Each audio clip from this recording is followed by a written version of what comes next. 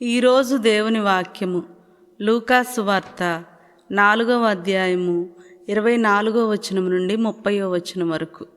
ఏ ప్రవక్తయు తన స్వదేశమున గౌరవింపబడడని మీతో నిశ్చయముగా పలుకుచున్నాను. వాస్తవము ఏమనగా ఏలియా కాలమున 3 సంవత్సరముల 6 మాసములు అనావృష్టి వలన దేశమంతటా గొప్ప కరువు వ్యాపించినది. ఆనాడు ఇశ్రాయేలీలలో పెక్కుమంది విధవరాండ్రు ఉండినను సీదోనులోని సారెఫతు గ్రామమున నివసించు విధవరాలి యొద్దకు మాత్రమే ఏలియా పంపబడెను. ప్రవక్తయగు ఎలీషా కాలములో ఇశ్రాయేలీలలో చాలామంది కుష్ఠరోగులు ఉన్నను సిరియా నివాసియగు నామాను తప్ప మరి ఎవ్వరునూ స్వస్థత పొందలేదు అని పలికెను. అప్పుడు ప్రార్థనా మందిరములోని ప్రజలు అందరూ యేసు మాటలను విని మండిపడిరి.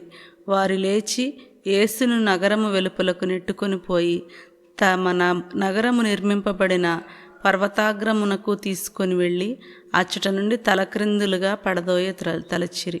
కానీ యేసు వారి మధ్య నుండి తొలగి తన దారిన తాను వెళ్ళిపోయెను. ఇది క్రీస్తుని సువిశేషము. క్రీస్తువా మీకు స్తుతి కలుగునుగాక. ఆమేన్.